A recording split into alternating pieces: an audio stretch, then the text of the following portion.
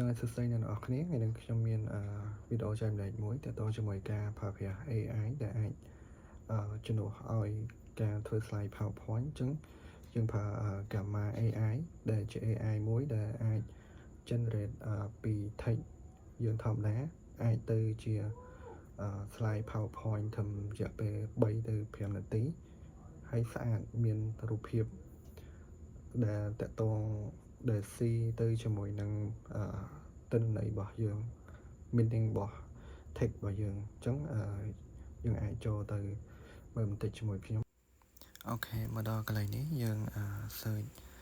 ពាក្យថា Gamma AI ចូលមកដល់ Gamma AI link មួយនេះមកយើងចូលមកយើងបើកមកដល់ជាធម្មតាទៅទៅជាមួយ AI ឬក៏ system អីផ្សេងៗគេត្រូវការយើង login account មួយអញ្ចឹងខ្ញុំបាន login ហើយអញ្ចឹងខ្ញុំអាច generate យកមកដល់កន្លែងនេះយើងអាច select យកជា text ក៏បានឬក៏ generate auto direct ឬក៏យើង select ជា URL អញ្ចឹងខ្ញុំយក generate មកដល់កន្លែងនេះមានប្រភេទដែលយើងរើសមាន PowerPoint មាន web page មាន document ឬក៏ social media ហើយមួយទៀតប្រភេទចំនួន slide ដែលយើងចង់រើសអញ្ចឹងខ្ញុំ select យក9 page ហើយកន្លែងនេះយើងផាស text របស់យើងមានន័យថា meaning របស់យើងចូលមកមាន slide 1 slide 2អញ្ចឹងមកហើយយើងចុច generate outline ដល់ពេល generate outline វានឹង auto generate ជាដំបូង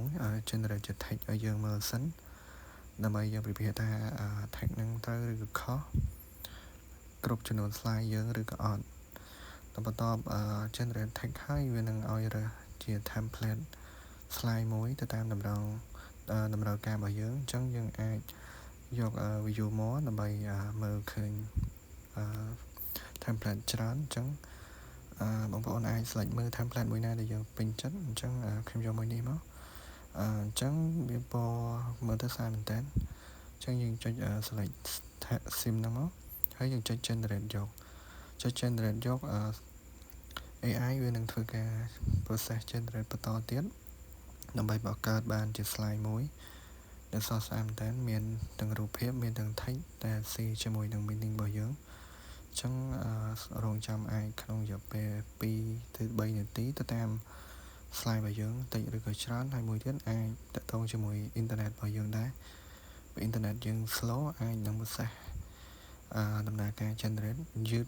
បន្តិចបន្តួចតាមហ្នឹងអត់អីទេអញ្ចឹងយើងធ្វើការរងចាំបន្តិចអូខេដល់ពេលយើងបន្តពី generate ហើយយើងអាច select មើលថា slide ហ្នឹងត្រូវតាមតម្រូវការរបស់យើងនៅយើងអាច present ក៏បានយើងអាច select យក full screen ឬក៏អីវាយកមើលតាមហ្នឹង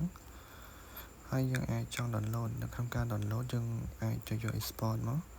ទៅលើ export ហ្នឹងមានជា PDF មានជា PowerPoint ហើយមួយទៀតបើយើង generate ជា PowerPoint យើងអាច edit បានទៀតហើយជាចុងក្រោយអរគុណអ្នកនរគ្នាបើសិនជាចូលចិត្តនៅការចែករំលែករបស់ខ្ញុំសូមជួយ